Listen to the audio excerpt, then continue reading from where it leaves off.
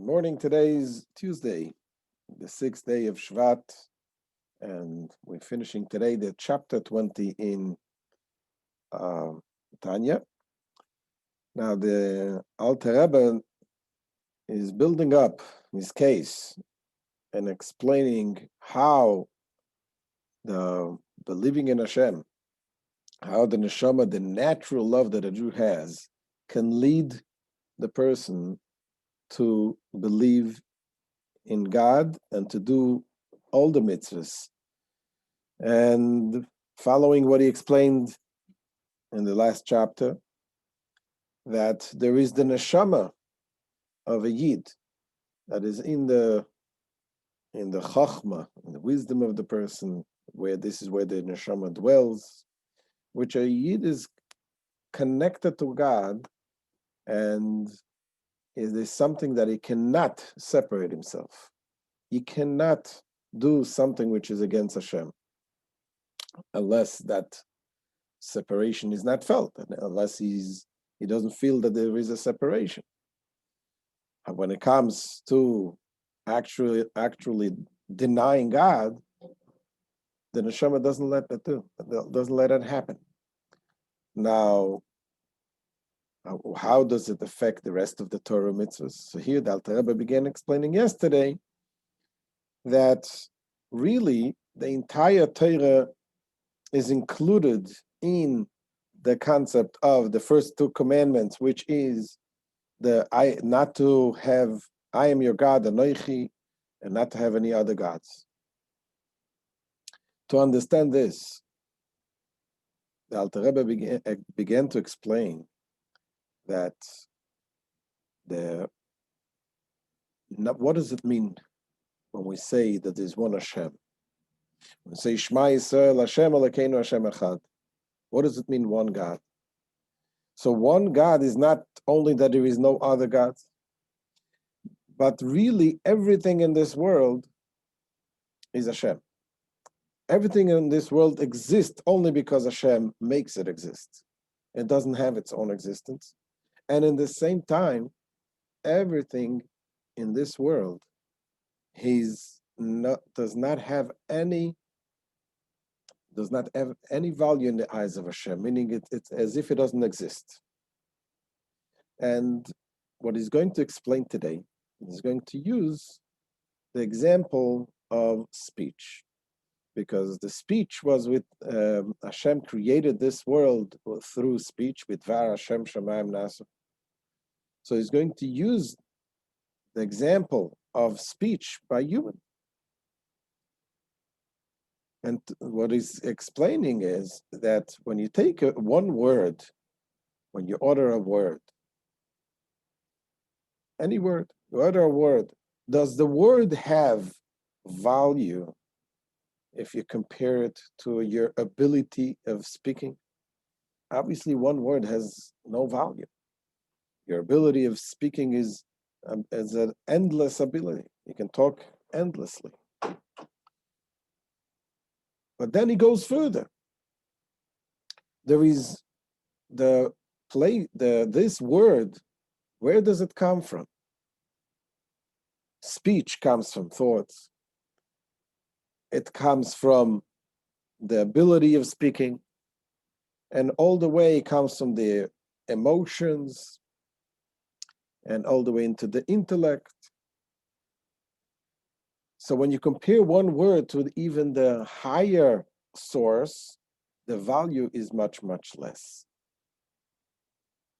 So let's see how the Alter Rebbe explained this inside. Says the Alter Rebbe, Ulemashal, Kemoi b'nefesh ha'adam.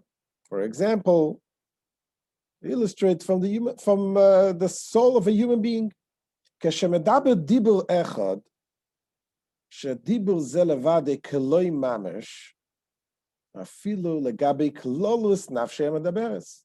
When a man utters a word, this single word is absolutely nothing, even when compared only to the articulate soul, meaning the power of speech as a whole. And the power of speech שהוא בחינת לבוש האמצעי שלו, שהוא כוח הדיבור שלו, which is the soul's middle garment. What does it mean, the middle garment? The soul has three garments. You have the thoughts, the speech, and the action. The speech is the middle garment. So when you compare one word to the power of speech, obviously it has no value. Since this faculty can produce an infinite number of words. V'kol shekein, now taking to the next level, legabe bchinas levush hapnimi shelo shu hamachshava. Now, where does the word come from? You have letters not only in the speech. There are letters, but are more subtle letters, if you will, in the level of thoughts. You speak what you think. So the letters actually develop in the thought. So when you take this word and compare it to the way it is in the thought, ability of thinking, certainly the value now become even less. Surely then this word has no value when compared to the soul's innermost garment. What is the innermost garment? The power of thought, namely its faculty of thought, which is the source of speech and its life force. This is the life force of the speech. Now you go even further, because the thought is not the ultimate source of the speech. It goes even further in the very essence of the soul. It goes without saying that this word is as naught when compared with the essence and entity, as opposed to the garment of the soul. These beings, these being the 10 attributes mentioned above, the Chachma, Bina, Das, and so on,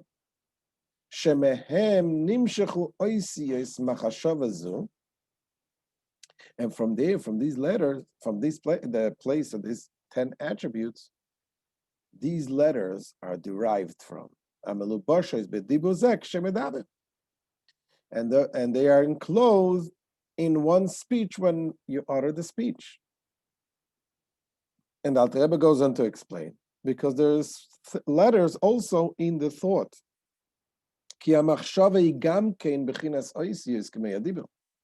For a thought too, like speech, consists of letters, except that the letters of thought are more spiritual and refined.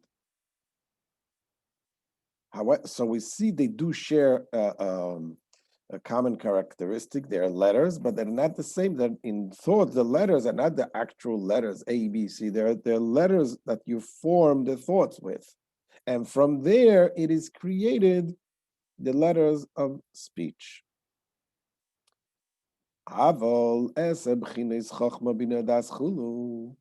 But the 10 attribute Chachma, Bina, Das, and so on, they are the root and source, the source of thought. They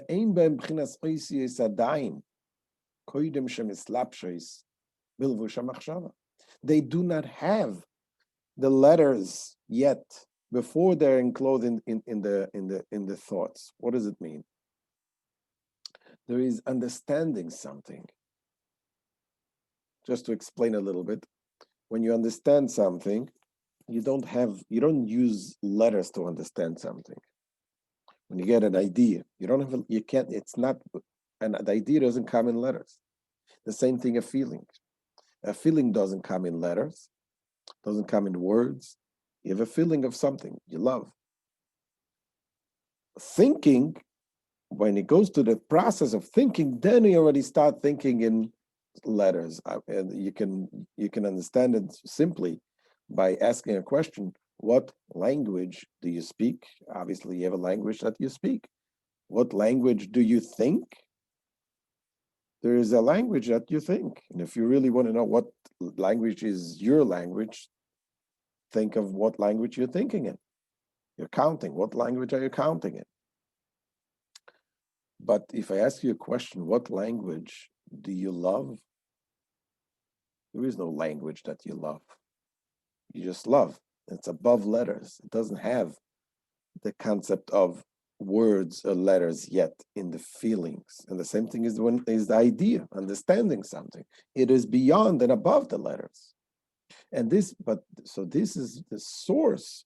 So when you have the letters, a word that you utter in its source, because ultimately it does come out from the feelings. The feeling lead to thinking, and the thinking lead to action, to doing. So and speaking. So the word that you speak, compared to the way it's in the emotion, and compared even higher the way it's in the idea, because in order to have an emotion, first you have the idea. How meaningless, how valueless it has no, it's like nothing compared to the source. And all of this the Alter Rebbe is bringing as an example to understand that this world, which is made with the words of God, has no value at all in its source. So let's continue. And Alter Rebbe goes on to give the example. A mashal, for example, when a man suddenly becomes conscious of a certain love or a desire,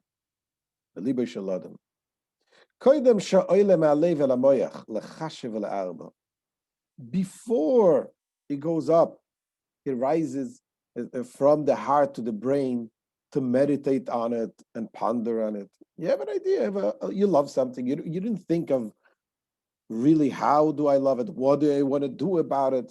You didn't put it in letters yet. It has not yet acquired the elements of letters. There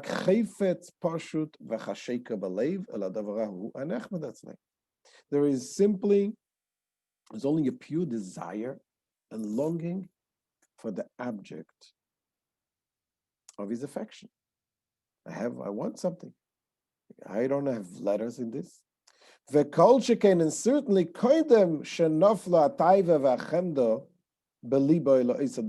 certainly before he began to feel in his heart a craving and a desire for this thing,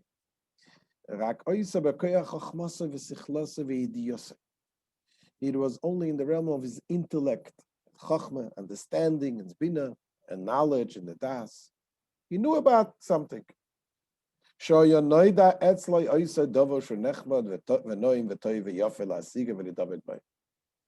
Meaning that this thing was known to him to be a desirable and gratifying, something good and pleasant to attain and to cling to.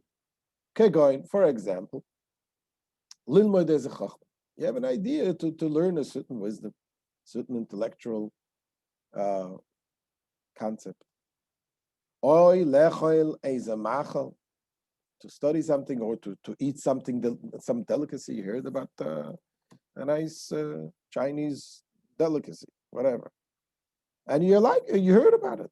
So this is idea in the head. But then,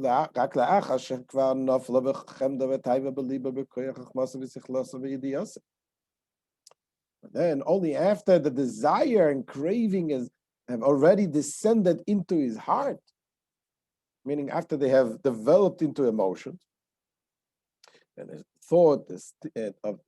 stimulant of this wisdom, understanding, and knowledge, then it goes back to the heart. And from the heart, it goes back to the brain to think about it.